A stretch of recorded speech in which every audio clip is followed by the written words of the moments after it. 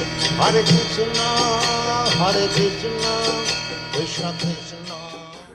ശ്രീല പ്രഭുപാദിന്റെ ശിഷ്യനായിട്ടുള്ള സിദ്ധാന്തദാസ് എന്ന് പറഞ്ഞ ഭക്തൻ എഴുതിയ പുസ്തകത്തിൽ നിന്ന് വായിച്ചൊരു കാര്യമാണ്. സിദ്ധാന്തദാസ് പ്രഭുപാദും തന്റെ മുതിർന്ന ശിഷ്യന്മാരും തമ്മിൽ ഇടപഴകുമ്പോൾ അതിലുണ്ടാവുന്ന ഓരോ സാക്ഷാത്കാരങ്ങൾ അദ്ദേഹം രേഖപ്പെടുത്തി വച്ചിട്ടുണ്ട്. അപ്പൊ അങ്ങനെ പല ശിഷ്യന്മാർക്ക് പ്രഭുപാദിൽ നിന്ന് പല പല അനുഭവങ്ങളാണ് ഉണ്ടാവുന്നത്.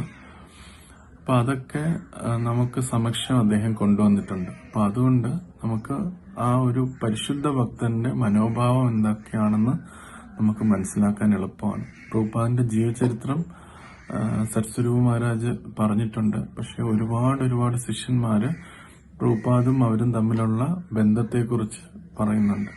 പലരും പുസ്തകങ്ങളാക്കിയിട്ടുണ്ട്, പക്ഷെ എല്ലാവരും പുസ്തകങ്ങളാക്കിയിട്ടില്ല. അപ്പം അങ്ങനെയുള്ള വ്യക്തികൾക്ക് തങ്ങളുടെ ഹൃദയത്തിലുള്ള കാര്യങ്ങൾ, പ്രഭുപാദുമായിട്ടുള്ള ബന്ധത്തിലുള്ള കാര്യങ്ങൾ നമുക്ക് പറഞ്ഞു തരാനായിട്ടൊരു വേദി ഒരുക്കുകയാണ് സിദ്ധാന്ത പ്രഭു ചെയ്തത്. അങ്ങനെ 3 വോളിയം ബുക്കുണ്ട്. അതെല്ലാം വോളിയം 1 വായിച്ചൊരു കാര്യമാണ്. ഇത് ചിത്സുഖനന്ദ എന്ന് പറഞ്ഞൊരു ശിഷ്യൻ പറഞ്ഞൊരു കാര്യമാണ്. ഈ ചിത്സുഖനന്ദ പ്രഭു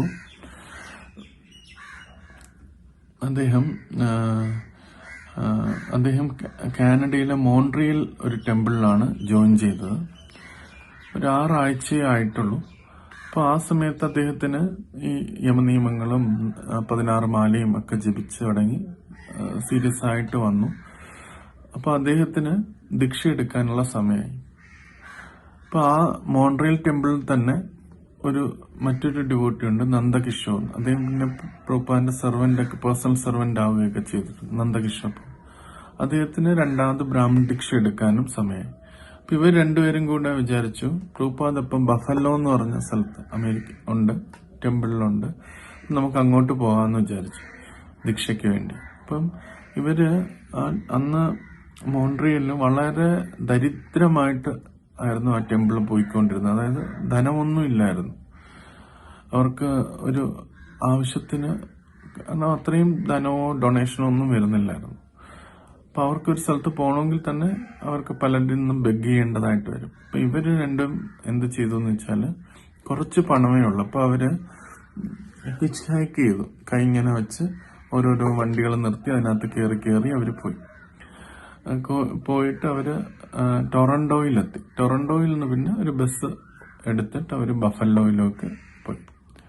അപ്പം ഈ പോകുന്ന വഴിയിൽ ഈ ചിത്സുഖനന്ദ പ്രഭുവിന് ഉള്ളിൽ ഭയങ്കര ഒരു ഭയം ഉണ്ടായി. ഭയം എന്ന് പറഞ്ഞാല്, ശ്രീല പ്രഭുപാദിനെ കുറിച്ച് അദ്ദേഹം ഒരുപാട് കേട്ടിട്ടുണ്ട്. പ്രഭുപാദ് വളരെ അത്രയും ഉന്നതമായ ഒരു ആധ്യാത്മിക വ്യക്തിത്വമാണ്. അപ്പൊ ആ വ്യക്തിത്വത്തിന്റെയൊക്കെ അടുത്ത് ഞാൻ എങ്ങനെ പോയി നിൽക്കും? എന്റെ ഉള്ളിലാണെങ്കിൽ അത്രയും അഴുക്കുണ്ട്, അവരെന്നെ കാണത്തില്ല, എന്റെ അഴുക്കുകളെല്ലാം കാണില്ലേ, ഞാൻ എങ്ങനെ അവിടെ പോയിക്കും? എനിക്ക് ആ ഭയം തോന്നി. അപ്പൊ പോകുന്ന വഴിക്ക് തന്നെ അദ്ദേഹം തോന്നി, ഞാൻ ഇതെല്ലാം നിർത്തി തിരിച്ചു വന്നിട്ട് എന്തെങ്കിലും ജോലി ചെയ്ത് ജീവിക്കുക. എനിക്കിതൊന്നും ഇത്രയും ഉന്നതമായ വ്യക്തിത്വത്തിന്റെ അടുത്ത് പോകാൻ എനിക്ക് ഭയമാണ് എന്നുള്ള ആ ഒരു ഭയം അദ്ദേഹത്തിന് എപ്പോഴും ഉണ്ടായി. അങ്ങനെ ഒരു ബസ്സിൽ ബഫലോയിലെത്തി. അപ്പൊ അവിടെ അവര് വന്ന ദിവസം തന്നെ ആദ്യത്തെ വന്നെത്തിയപ്പോൾ തന്നെ ശ്രീല പ്രഭു അവര് ടെമ്പിളിനടുത്ത് എത്തിയപ്പം പ്രഭുപാദ ശിഷ്യന്മാരും കൊണ്ട് ഒരു കാറിൽ അങ്ങോട്ട് എത്തുമായിരുന്നു ടെമ്പിളിലേക്ക്. അപ്പം ആദ്യമായിട്ടാണ് അദ്ദേഹം പ്രഭുപാദിനെ കാണുന്നത്. പ്രഭുപാദ് ഡോറ് ഇറങ്ങി ആ ടെമ്പിളിലേക്ക് നടക്കുകയാണ്.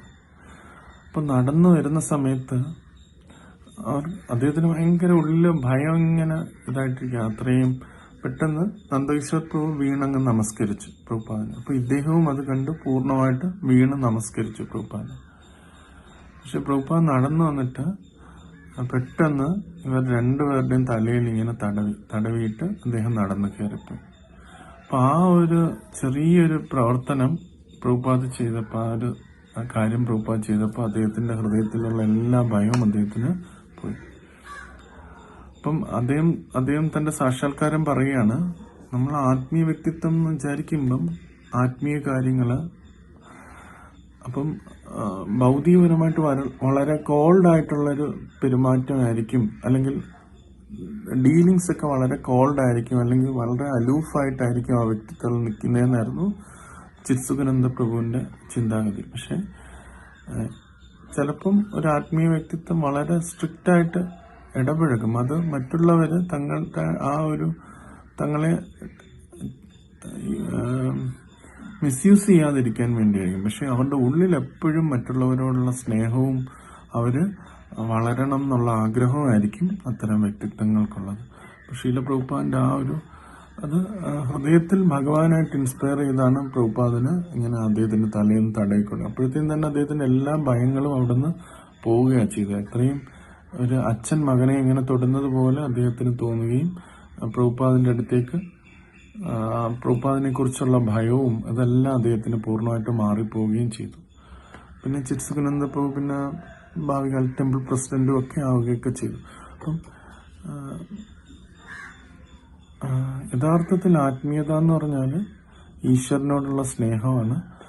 ഈശ്വരനോട് യഥാർത്ഥ സ്നേഹം ഡെവലപ്പ് ചെയ്ത വ്യക്തിത്വങ്ങൾ ഈശ്വരന്റെ അംശങ്ങളായിട്ടുള്ള എല്ലാ ജീവജാലങ്ങളോടും നല്ല സ്നേഹം ഉണ്ടാവും. അവരൊരിക്കലും ചിലപ്പോൾ എക്സ്റ്റേണലി അവർ കുറച്ച് സ്ട്രിക്റ്റ് ഒക്കെ കാണിക്കുമെങ്കിലും അത് നമ്മൾ മിസ്യൂസ് ചെയ്യാതിരിക്കാൻ. പക്ഷെ ഉള്ളിൽ എല്ലാവരോടും സ്നേഹമാണ് എന്നുള്ളത് ഒരു പരിശുദ്ധ ഭക്തന്റെ ഉദാഹരണമായി ശ്രീല പ്രഭുപാദിലൂടെ ചിത്സുഖാനന്ദ പ്രഭു നമുക്ക് പറഞ്ഞിരുന്നു. ഹരേ കൃഷ്ണ.